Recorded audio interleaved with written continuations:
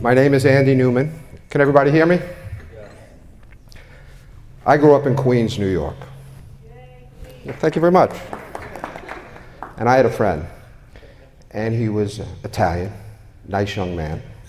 And his goal in life was to build a pizza place and then an Italian restaurant. And he did that. At age 20, he worked part-time at a pizza place, and he worked hard. He learned the trade, and he became the owner of a pizza place. And then he converted it into an Italian restaurant, and he was doing great. He was making money, the American dream. Now he's 21 years old, and now he goes to a second Italian restaurant, and then a third. But his mother, his wonderful mother, says, "Son, you're moving too fast. Don't move too fast. I know you. You're aggressive. You want to get to the top." He says, "No, Ma, I got it covered. It's okay. I can do it." He goes to store number 5, restaurant number 4, restaurant number 5, and then a recession hits. And what happens? Well, in a recession, people stop buying food. They don't go out to eat. He's got a $150,000 note. He owes the bank. The pressure is on. So his wonderful mother says, "Son, take a bankruptcy." His girlfriend, Lisa, says, "Take a bankruptcy. It's too tough. You'll have a heart attack." And what does he do? He says, "You know, Mom, you know, Lisa, I love you both. There'll be no bankruptcy. Not now, not ever." Why? Because there's nothing more important in business and in life than your reputation, your integrity, and your name. And so he's under tremendous pressure. And they say, "Take the bankruptcy, son." He says, "No, I don't want the bankruptcy." So what happens? He owes $150,000. He closes 3, 4, and 5. He's down to his 2 original restaurants. He hangs tough for 2 years. Very, very tough. And then a big chain of restaurants comes along and buys him out. And he pays all his employees off. And he's left with absolutely nothing. But he's left with his name, his reputation, and his integrity. Good story? Everybody with me so far? But there was no Italian friend. He didn't exist. But that story was me. Maybe you figured that out. I don't know if you did. And the rest of the story, I think Paul Harvey used to say that, famous radio personality. The rest of the story is basically the same. So I was a homicide prosecutor, and I'd been in the real estate business. And I built a company on the side, one big agency in beautiful Boca Raton, not too far from here. And then I quit being a prosecutor, and the rest of the story is identical, only it was real estate agencies, not Italian restaurants. And I did go to store number 2, number 3, number 4, number 5, and my mother did say, "Son, you're moving too fast." And I did have a $150,000 bank loan. And I did make one business mistake, and I don't mind telling you. I flipped it into a franchise. Wrong move. Kids that I put in business were too young. But the rest of the story is true. So Mom and Lisa said, "Take that bankruptcy," and I never did. And I hung tough for 2 years. I'm the hero of my own story. Most lawyers will always be the hero of every story. Most lawyers will tell you they never lost a case. We'll talk about that. But I did that, and I did pay off all the agents, and I was always proud of that. Now, why am I telling you that story? What does this have to do with public speaking? And by the way, anybody can interrupt me anytime with questions. I don't mind. Anybody have any idea? Why am I telling you that story? Because suppose I came up here and said to you, the conclusion, "You know what, you're all business people. This is the South Florida Business Journal. Never take a bankruptcy. Always protect your name and your reputation." Okay, well, that's great. We've all read that in books. Does it mean anything when someone gets up here and states boring conclusions? No. And so the first thing I teach my students is, and I'm not the one that invented this, but of course it's the ability to learn how to do it that makes the great speaker, or the good speaker, the competent speaker, the dynamic speaker. Tell stories, but relevant stories, good stories, stories that have an obvious ending and a moral that relates to the issue at hand for your 20-minute presentation, or your 10-minute sales presentation, or your financial pitch to investors. tell stories. So a lot of clients come into me and say, well, I don't have any stories. I said, you don't have any stories because you haven't read all the 50 books that I've read on public speaking. Where do you get the stories from? And how do you make them relevant? How do you make them work?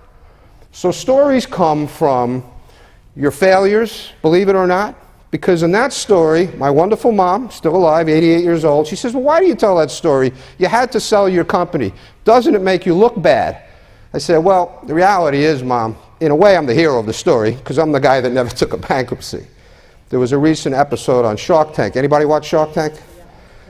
I love Shark Tank. Doesn't make me unique. I recommend you all watch it, by the way, for the presentation skills. There's actually a lot to learn there. But Kevin on Shark Tank, and this kind of made me glow inside. Kevin said to somebody who took a bankruptcy, he said, you're dead. You're finished to me. You took that bankruptcy. And I said, oh, I made the right decision 15 years ago by holding firm and not taking it. But you don't have to be the hero of the story. The stories could be disappointments, overcoming adversity, obviously how you did it, but it has to relate to the issue at hand. The stories don't have to be your own. The stories could be other business leaders. In the 1950s, a man was a milkshake salesman. Some of you may know who I'm talking about. And so he sold milkshake spindles, 6 milkshakes on a spindle. And that was a lot. And so he would sell one at a time, and he was okay. He was an upper middle class guy. He loved golf like I do. And he was doing pretty good. And then he gets an order from California for 6 of these 6 spindle things. So that means somebody out there in California was making 36 milkshakes at a time. Well, this guy in his 50s flies out to California. Anybody know who it was? So there's 2 brothers there. This is the 50s, and they got rid of the car hops. They got rid of the pretty teenage girls, and they put in the Speedy system and made the menu hamburger, fries, and a Coke, basically. And he goes out there, and there's a huge mob of people, and he says, wow, this is unbelievable. I got to get involved in this. Of course, that was the McDonald's brothers. And the man was Ray Kroc. Well, the McDonald's brothers were doing great, and they were millionaires, and they each got a house, but that's all they wanted. Mr. Kroc, Ray Kroc, had this immediate vision, wow, I can franchise this and make it nationwide, take it around the country. And he did a deal with the McDonald's brothers. But that was just the beginning, because it was his unbelievable vision. You may not love the food, but quality, service, convenience, and value. That was his mantra. But wait a minute. There were 50 chains of hamburger restaurants. 49 of them are probably long bankrupt at this point, and McDonald's is the biggest in the world. Why? One man's vision, his fanatical devotion to operations, consistency, and his ability to consistently communicate that to not only his franchisees, but all the people from the bottom up in each store at the very beginning to get them to execute his vision. So I personally believe, from the many business books that I've read, because I like law, I love law, I'm a prosecutor, but I probably like business more. And in all these books, all these guys that I love reading about, it's almost always one man and his tremendous vision. And they usually have great communication skills with different styles that consistently communicate an amazing vision, and that's why McDonald's exists and 49 others don't. Now, why do I tell that story for public speaking? Well, it's a good story, and I speak to a lot of business groups, and I help a lot of people that come to me, usually business people. Oftentimes the subject is operations. And so what is operations really? From a business point of view, operations is making the restaurant run as efficiently as you can.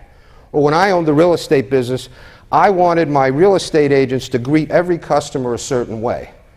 Well, at one point I had 5 agencies, as I told you. And so when I sat there with my little presidential office and someone was in front of me, it still didn't get done 100% of the time. But if I was around, it got done 80 or 90% of the time. But when I wasn't there, the managers would tell me it probably happened 40% of the time.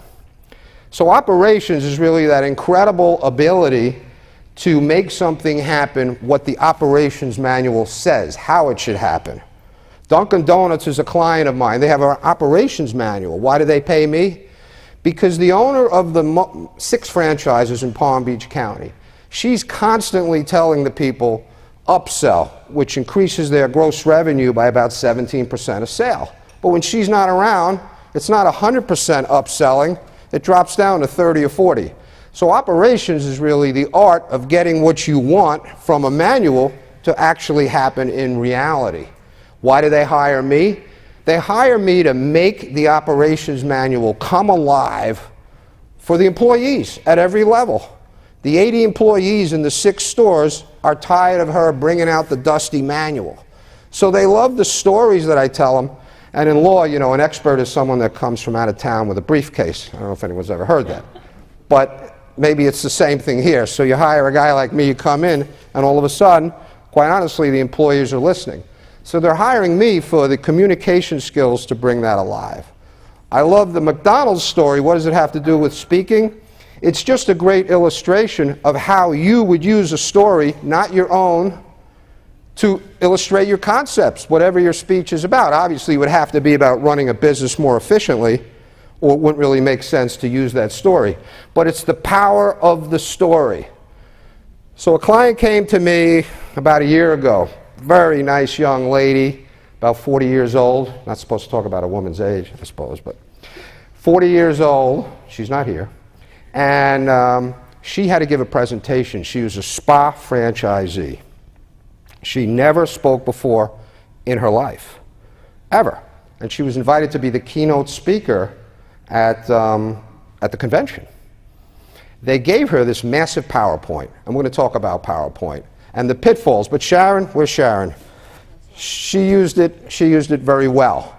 And she's a pro. But it's very dangerous, and I'm going to talk about some of the pitfalls of PowerPoint and why people shouldn't use it, or if you have to use it, be very careful with it. So this young lady came to me. She had to give a 45-minute keynote to all the franchisees, the CEO, the founders, and the investors, and never did it before. They gave her all this tremendously detailed material. So the first thing I did with her, and this is often the case, I went through the PowerPoint way too much, very dangerous. When you use PowerPoint, you're often competing with yourself. And the dynamic speakers, basically, you have to command the room. You have to own the room. It's not easy. It's easier said than done if you're not experienced. The more you do it, the more confident you get.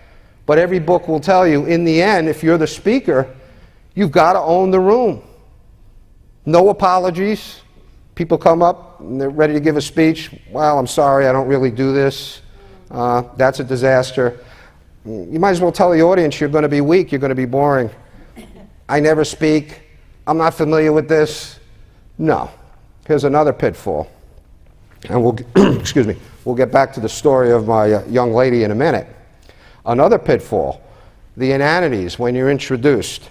How many times have you seen someone be introduced and they say, I'd like to thank the Vice Chairman of the Chamber of Commerce for this invitation. Thank you so much, Mrs. Jones. Mr. Smith, Chairman of the Small Business Committee, thank you. The President of the Chamber, I'd like to thank you. John Paul, it was great. The Senior Business Director of the Chamber. Is that interesting? Is that horrible? It's boring. It's safe. You get a C+ if you do that. Everybody does that. It's not good. It's not dynamic. It's not powerful. It's not effective. So how do you do it? So the clients come to me, and what I teach them is an entire new mental process of speaking. Because people have a very specific way of thinking about presenting and public speaking. So here's what happens. The average client comes to me, and often an IT guy or an engineer or a real technical person, and they say, Andy, I did a presentation, 20 minutes, it was a disaster, I'm never presenting again unless I learn how to do it. So I say, well, let me guess, sir. You wrote out your speech, you practiced it in front of the mirror, you memorized it, and you did it over and over again. You even worked on your hand gestures, and you did all that, and it was pretty good, and your wife liked it, and then you got up there, and you were trying to do exactly what you did, and then you realized, oh my God, I left out paragraph B. I didn't say paragraph B. And you start sweating and you get nervous because you left something out. And you say, oh my God, the memorizing, it's not coming out right. And then I say to the person, then you got real nervous and you kind of wrapped up the speech quickly. It was a disaster, and that's what happened. Now, obviously, that's a guess from me.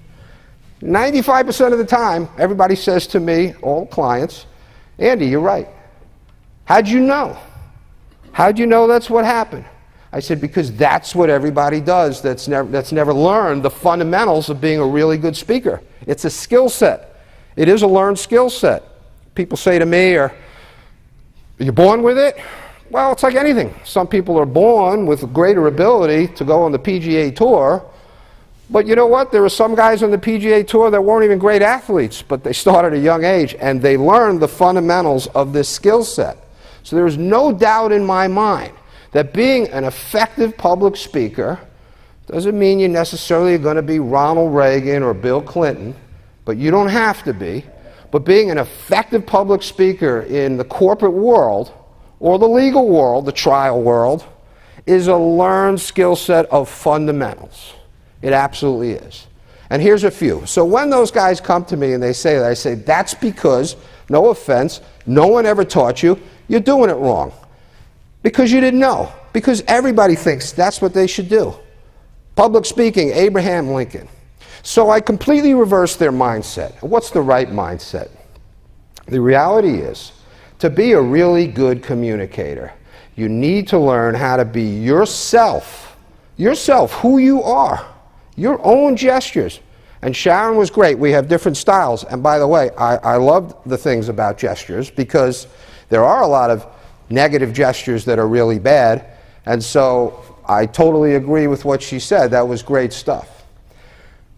But in addition to that, what I teach is, the trick of the game is, and it's easier said than done, it's the ability to take how you are in front of your family, and you're having a political discussion, but you're not getting crazy, but you're getting a little bit animated, and you're keeping it real, and you're trying to actually persuade your spouse or your kids as to your point of view, and you're doing it with hand gestures that come natural to you. And you're persuading, and they're listening, and you probably won't convince them. But you weren't thinking, what's my every little gesture doing? Where am I standing, if you're standing up during this discussion? How do I look? Am I walking around too much? No, it was natural. Does that make sense to everybody? 100%. You're natural when you're talking to your family. So, the great speakers, and watch Bill Clinton, we're not going to talk politics. I am a Republican, nobody hold it against me. It's on my resume, it's on the website.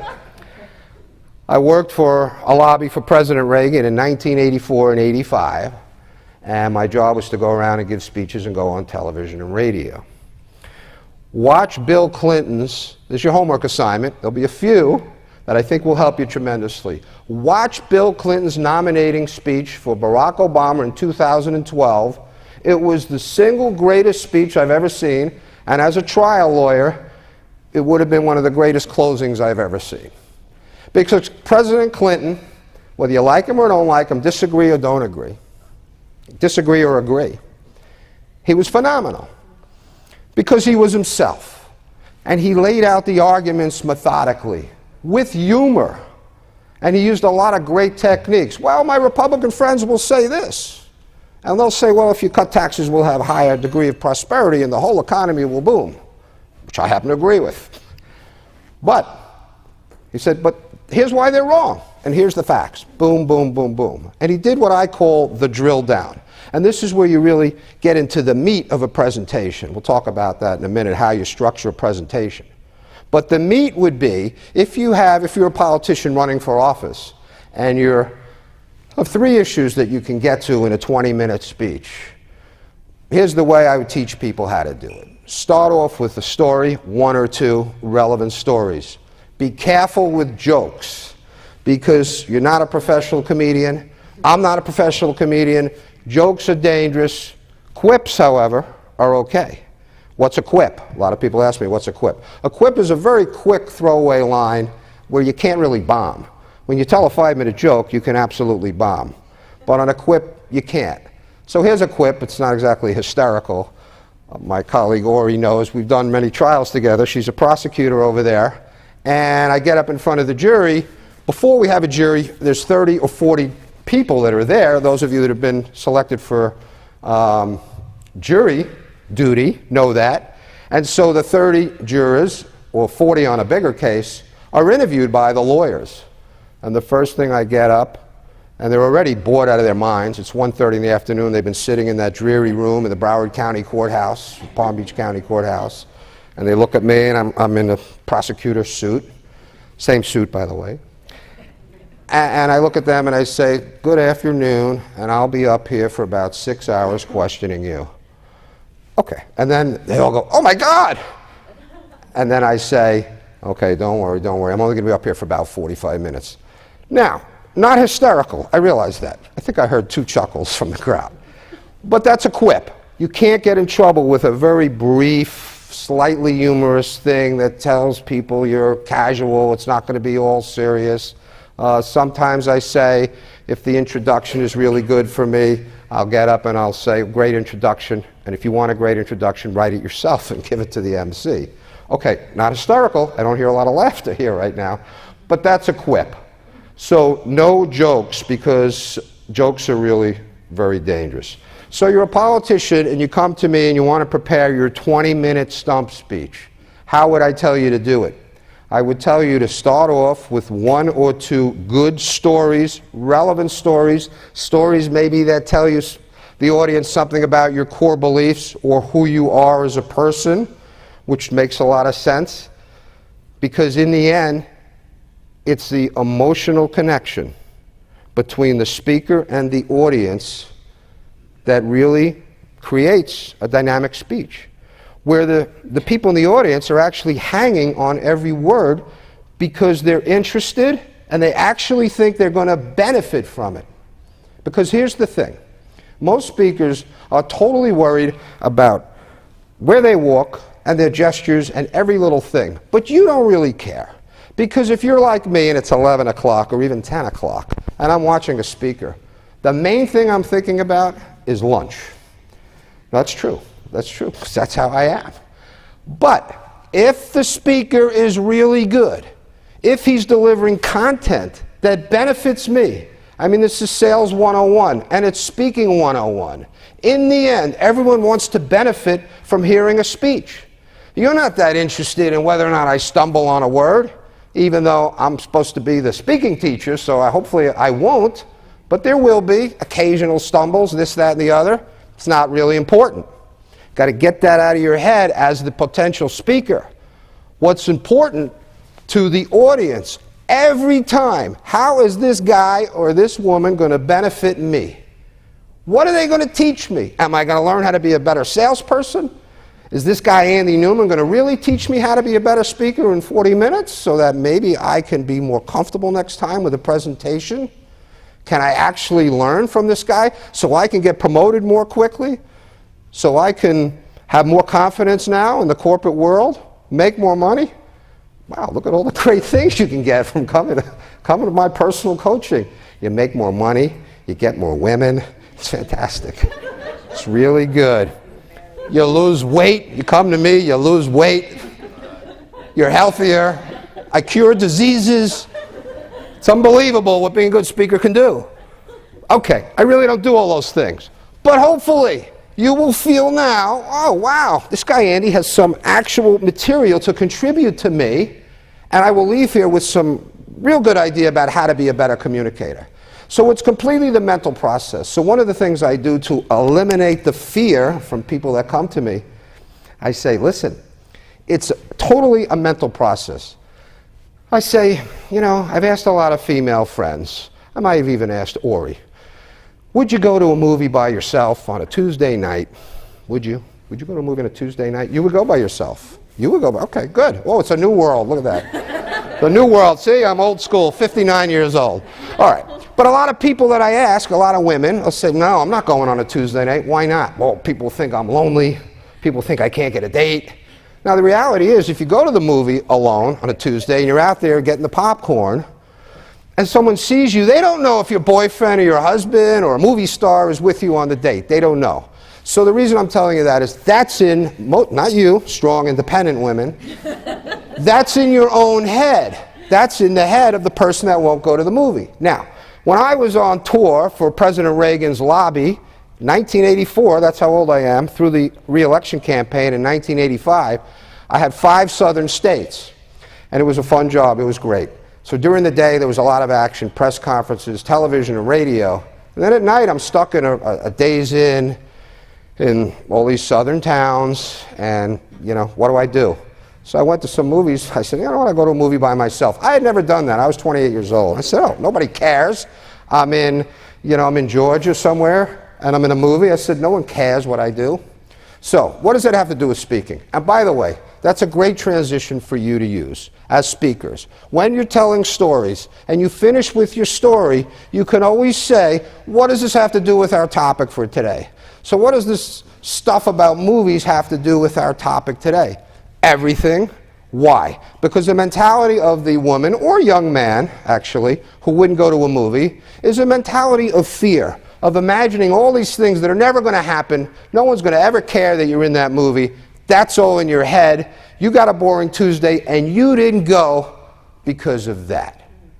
That has everything to do with speaking, because all the clients that come to me, and I ask them, what are your fears? Well, I'm going to stumble over a word, and I'm going to do this and that, and I'm going to walk too much. But the consumer, the audience, they don't care about that. They're not interested. They're not studying you like you think they're studying you. If you mispronounce a word, oh my God, Andy mispronounced a word, I'm leaving. It doesn't happen.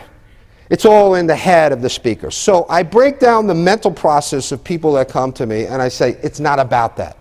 It's about the benefits that you can provide. How can you do that? So, back to the story of my client, the young lady who owns the spa franchises. She had way too much PowerPoint. When you do that, you're competing with your charts. Again, Sharon did it great. Sometimes you need PowerPoint. Sharon didn't compete with her charts. Chart, and then she went and brought the attention back to herself. But she's a pro. Most people, way too much verbiage on the PowerPoint. And first of all, what's more boring than sitting out there in the audience and reading? Worse yet, the person always starts reading to you. It's a nightmare. It happens all the time. It's a loser. I coached Roche Pharmaceuticals, global Fortune 500 company. I like to mention all my big clients. It makes me look good. Hope you guys realize that. I got Lennox Lewis 2 years ago as a client. Any ladies, anybody know who he is? 3-time heavyweight champ of the world. So after I got him as a client, my golf buddies, every day I said, oh, I got another client. They said, let me ask. The guy called you up, and in the first 2 minutes you said, so the other day I was coaching Lennox. We went to McDonald's together. And, yeah, he's a client of mine. Anyway, how can I help you, sir? So, you know, Lennox is in a lot of my conversations. But that's the nature of the business. You have to talk about your clients. Roche Pharmaceuticals, that's in all my conversations now. So they hired me in January to go down to the Doral as their exclusive speaking coach. I like saying that. Sounds good. So I went down to the Doral, and huge convention, pharmaceuticals. It was essentially a rebranding that the pharmaceutical reps, typically, they're not allowed to say this, but they try and hire very attractive young women, but they're not allowed to really say that. And they get, you know, the doctors like them, and they sell the stuff. I mean, that's the nature of the business. So massive rebranding. Nobody here from the media or anything? Nothing wrong with that. So the new rebranding was that Roche Pharmaceuticals is going to be patient-centric. That's good. So the drugs are all to help the patient. Now, actually, I was thinking to myself, what were they the last, 80 years? I'm not sure. But massive rebranding effort, televised, 9 video guys, not one like my family member back there. No, 9 video guys, huge production, because this was Canada, Roche, and this was going to be shown all across the world. It's a huge company. So they had 300 sales reps, and they had vice presidents, legal counsel, the CEO. Everybody was there for this rebranding effort to be videoed in a huge televised production. Why'd they hire me? They hired me because I'm a legend in my own mind. No, not really. They hired me because they wanted someone to make the executives feel at ease, and they wanted them to speak naturally and be able to really do a good job in presenting. Tough assignment. Actually, it was great fun. And the reason it was a little bit tough was a lot of these executives were going to speak maybe a few hours after meeting me or the next day. And I didn't want to scare them into completely changing their style, because that's a tough thing to do. In this kind of a job, you want to build people's confidence that come to you for coaching. They were short coaching sessions, but very tricky, because they were given very specific scripts, and then I couldn't believe it, and they asked me my opinion. There was a teleprompter on the floor, actually on the floor.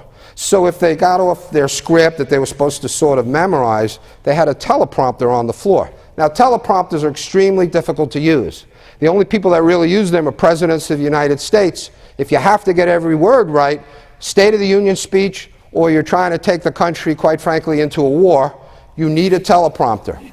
It's true, and they practice tremendously. But for the average person to try and sound persuasive with a teleprompter, it's very difficult. With the teleprompter at your feet, it's extremely difficult to do. So when these guys came to me, again, a mental process, I told them, you cannot be natural if you're memorizing a script. You cannot be persuasive. It's mutually exclusive. Only the best speakers in the world, you know, Reagan and Clinton, those guys were very good. President Obama's a good speaker, obviously. They can use the teleprompter, they can use a script and make it seem natural. It's an extremely difficult talent to have. And that's why 99% of the speakers, and this is what I teach, you use bullet points. And bullet points are triggers where you can talk naturally on your subject. That's what I do for closing arguments. So someone comes to me with a written speech and I say, you got to scrap that, you got to rewrite it, but it's not going to be written out. You have to bullet point it down with words as short as possible, so you see one word and that triggers the story or the concept in your mind, and you speak in your own voice. And that's the only way you can do it. You cannot read and be good. It's basically 100% impossible. You cannot memorize and be good. I've never seen it done. It doesn't work. So I had to teach these guys that, redo their scripts, not without a net. They're allowed to come up with an outline if they have to, although there was no podium for them. So that was really tough. So, you know, we reworked it and we did it. So some fundamentals: no memorizing, bullet points, natural, be your authentic self. Focus on the actual message that you're delivering. That's the most important thing. I tricked someone, and I'm going to get back to the politician's speech in a minute. I tricked someone. I had a guy in a conference room, one-on-one personal coaching, and I do a lot of that, personal coaching. So we're sitting in the conference room, and when it's finally their turn to get up and speak for me, I do a little Pavlov's dog trick. So I introduce the person. Okay, here's Jeffrey Smith, and Jeffrey is going to talk to the Chamber of Commerce for 20 minutes on how to be a better marketer in small business. Okay, let's give it up for Jeff. And I clap. Now, it's only me and the student in the room, but amazingly, the student always gets a little nervous. And I like that, because that's my idea of the clap. That's the Pavlov's dog. I want them to actually feel like they're in front of an audience. Believe it or not, it works just with me, but I guess they figured they're paying me a lot, so, you know, they get nervous. So that's good. So they get up there, and they're nervous. And I had one guy, and he just couldn't, you know, he was just having a lot of trouble with it. So I said, all right. I put him, you know, sometimes make them feel like they're standing at a podium at the end of the conference room. I said, let's take a break. So I said, you know, just move over 18 inches. I said, tell me about your business. It had something to do with cars, which I like. I love cars. So he was telling me all about the car sales business, and all of a sudden, he's talking like this, and he's telling me how great it was being in the car business and the passion. He loves the car business, loves selling cars, he loves the product, he feels good about it. And his hands are natural, and he's in a nice, good power position. And obviously, you guys all know what I'm going to say. And I said, I watched him for about 2 minutes, and he was really good. I said, Stop. What's the difference between here and 18 inches over? He goes, oh, well, because now I'm just talking to you. And before I was public speaking. I said, okay, but you understand? He goes, oh, I get it. So a light, sort of a light, so it was a good trick, and it actually worked. So a light went off. So when I moved him 18 inches over, he became a very dynamic speaker. So it's that robot mentality that you can't help that turns you into a stiff speaker. Now, I didn't invent any of this stuff. I've read about 50 books on it. I've been a trial lawyer for many, many years. But I love this stuff, and it's a business of mine now, obviously. So one of the books I read is from one of the premier speaking coaches in New York City that only coaches people on Madison Avenue that make huge $50 and $100 million presentations for accounts, for ad accounts. And so this is in his book. I don't have any personal knowledge of this, but it's a great story. So he's training 3 people, and they have all this stuff, PowerPoint. I think it was a Coca-Cola account, $50 million account. They fly down to probably Atlanta, the headquarters of Coke. And what happens? They lose the stuff. The airline lost the stuff. No charts, no PowerPoint, nothing. So panic is in the air. So what do? They give the presentation anyway. And what happens? I mean, you know the end of the story. They were great. Why were they great? Because they knew the product. They knew the pitch. They knew the presentation. They had none of the nonsense to rely on. They had to connect with the person authentically, one-on-one or one-on whatever, and sell that product with the passion and the belief that they could do it. I love that story. I just made it up. No, that's actually a true story. So that's the essence of speaking. It's a completely different mental approach that I teach. Back to the young lady that came to me. Of course, they're all success stories. I'm not going to tell you about anybody that bombed. No. But she took 9 hours from me, 3-hour sessions. Any more than that, it's really too tough, I think. It's kind of tough for me, and people's attentions wane. So I like the 3-hour maximum for coaching, 3-hour sessions. I took the PowerPoint and took off all the verbiage and allowed, they wanted PowerPoint, so allowed maybe 1 or 2 words, and then you have to get the attention back on you. So there's the word and then back on you. And Sharon did that great, because PowerPoint is needed sometimes. Depends on your business, very technical presentations. But people misuse it. So I taught her to do that, and instead of 30 PowerPoint slides, she went down to about 10. Instead of all kinds of ridiculous verbiage. No one wants to read that. I know you guys don't want to read that up there. You don't have the patience. If you're reading that, you're not paying attention to the speaker. And then I gave her about 5 stories, because her was all about operations. And she kept telling me, but I don't know the McDonald's story as well as you. I said, it doesn't matter. The people aren't going to care. People don't know if you leave something out. What they want to feel is the essence of your presentation. What are they learning? What are they benefiting from? She was the role model for how to be a good franchisee. So great stuff. The congressional speech, the candidate that comes to me, what do? 1 or 2 stories. If it's a 20-minute speech, how many people know what a stump speech is? Exactly. A stump speech is the basic speech you create if you're going to, let's just say, run for Congress. And the average speech is 20 minutes. So you realize that what you do is 1 or 2 stories, and you know that 3 issues and then a finale. Very important. A call for action. What you want the audience to do. You learn that's about 20 minutes worth of stuff. But you also know sometimes you have to give a 5-minute speech. So you take your core speech and you do, instead of 2 stories, 1 story, instead of 3 issues, 1 issue, and then a call for action. Boom. Or you're at the county annual Democratic dinner and it's a 45-minute keynote. You need now maybe 2 or 3 or 4 stories, 6 issues, and a call for action. But what's in the meat of the speech or the presentation? And this is really important. And we're doing okay in time. Got about 8 minutes, and then we'll take questions.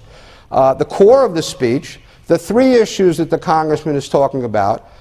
Issue number 1, he outlines his position. Okay, lower taxes on business people because that creates greater prosperity for us all. Well, not everybody will agree with that. Obviously, we have a viable, very good Democratic and Republican Party with opposite positions. So if that's what he's arguing, that's the first issue. And now you have to get to the meat of the issue, the evidence to support the issue. What's the evidence? What would be the evidence in a political speech? It could be the following: more stories, more anecdotes, actual experts from various foundations that actually say what will happen, with footnotes, various economics experts. You can find economists on both sides of any issue, obviously. Studies from renowned universities, and that's your core. And if you do it right, it's interesting. It's not droning on with statistics. Think about every teacher you ever had in your life. What makes a bad teacher? What makes a great teacher?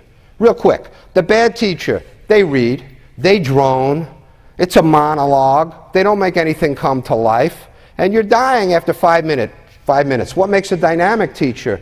They make history, for example, come to life. Same thing, stories, anecdotes, you're hanging on every word because the teacher is a dynamic person and they're themselves, and they know how to do it, and you love that teacher. It's exactly the same skill set for speaking, and it's exactly the same whether or not you're giving a 5-minute pitch to investors, whether or not you're training your real estate agents, whether or not you're giving a 20-minute presentation to the Chamber of Commerce on how to be a better marketer, whether or not you're giving a 40-minute keynote speech at the Democratic annual dinner. The skill set never changes. And your personality and ability to be authentic should never really change. Because here's the key. If you're not yourself as a speaker, it doesn't work. In the long run, it cracks. The facade cracks every time. And we know that from politics. So Al Gore, in the campaign against George Bush in 2000, there were 3 debates. The first debate, he actually came over to Bush. It looked like he was going to hit him. I don't know if you remember that. And Bush made a funny move, and Gore got killed in the press for being too physically aggressive. He was very aggressive that debate, physically and verbally. So the next debate, they're sitting next to each other. It was on foreign policy. And Gore is like a little lamb. Well, I agree with the Texas governor on what we should do in the Middle East. I agree with him on this. I agree with him on that. So that was like jarring, because it was the complete opposite of what he was the first time. Third debate, he comes out and he was sort of like, you know, that old little fable. He got it just right. He got it just right. But by that point, the damage was done. We see this over and over again. Hillary Clinton now just reset with a new strategy, and why the campaign operatives tell the strategy each time. Hillary's going to try and be more authentic. Why do they announce that? I mean, that's just not smart. This is the 5th campaign reset. I don't think it's going to work for Hillary, quite frankly. That's not because I'm a Republican. It's just the facade is too obvious. She's just an ultimate politician. Donald Trump, for good or for bad, and I'm not saying I'm a supporter or anything like that. One of the reasons he's doing so well is he doesn't hide from who he is, for good or for bad. And a lot of stuff he says, I'm a little shocked that comes out of his mouth. I'm going to be honest with you. But the authenticity is there. Now, I'm not saying to imitate those styles. In fact, I'm saying don't imitate anybody ever. Because my close friend, Ori, and trial partner, we have very different styles. We have very different styles. And she's young. I've been a lawyer longer than her. She's a lot younger than me, and she's a great lawyer. But, of course, when she does a closing argument, her style's not the same as mine. When I do a closing argument, honestly, the voice, the gestures, the physical movements focus like a laser when you have to decide if this gentleman committed first-degree premeditated murder. Sorry about that. Got to take a few risks as a speaker. People get mad at me sometimes. One time I teach the Fort Lauderdale Association of Realtors, and after I'm introduced at the beginning, you know, and tell them I'm a prosecutor, and I go, you know what, sir, you do look a little familiar. Drug trafficking, just a couple of years ago, drug trafficking. Okay, I'm just kidding. One guy got mad at me. You got to take a few risks here and there as a speaker. But the real point is, if you were to see me do a closing argument, the same gestures, the same voice, the same hand in the pocket, the same everything, except the material is different. That's it. Well, it's easy for me then. I know, no matter what I do, it's the same shtick, because it's how I actually speak in public, and I've been doing it that way for 30 some odd years. So if you get up there and try and create any kind of artificial personality that's not consistent with who you really are and how comfortable you are, it's going to not work in the long run, and you're going to be a stiff, nervous, boring, monotone speaker. Everything you don't want to be as a speaker. So in the end, the mental process has to be completely different. You have to learn a lot of fundamentals about speaking, being yourself, learning to be conversational with the audience, even though you're actually public speaking or presenting, not to be a presentation robot, bullet points, no memorization, and you have to have some eye contact with the audience, but you can't be robotic about it. People, when I teach them, I say you have to have a grain of salt. You got to do everything, take everything I say with a grain of salt. You can't try and make eye contact with 85 people. So you have to try and create the illusion that you're talking to the audience, not talking at them, but talking to them. And in the end, focus primarily on your message, not the details of how you're delivering the message. That will come naturally. That's what makes Clinton so great. That's what made him so great in this 2012 nomination speech for President Obama. Fabulous, the best I ever saw. That's just my opinion, although most people shared that opinion. Because he was himself doing a spectacular closing argument, like you've heard him do before. Great evidence, great ideas. I didn't necessarily agree with a lot of them, but that doesn't matter. As a speaker, he was the best. So I hope that new way of looking at it will help you, and I hope you gained something, and I'll take any questions. Thank you very much for having me. I hope you enjoyed this morning's speech.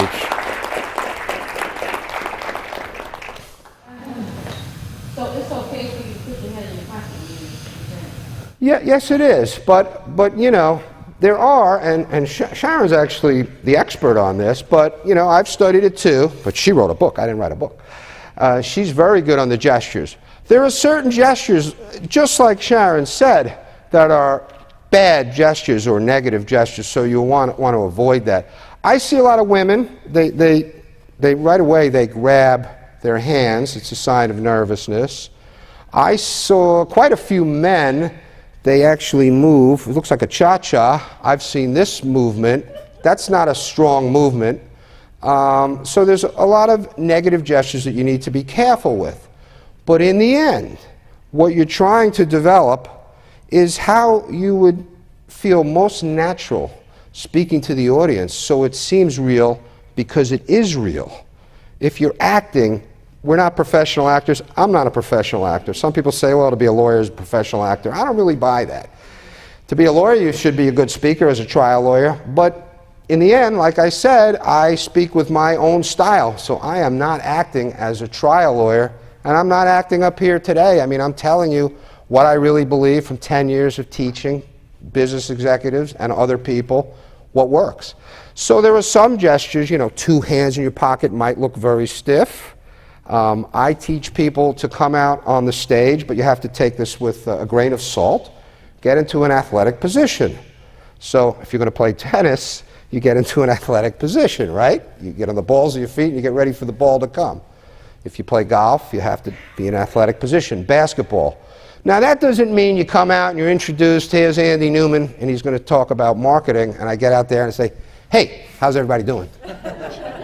Nice to meet you, sir. Oh, nice to see you, young lady. So you take it with a grain of salt.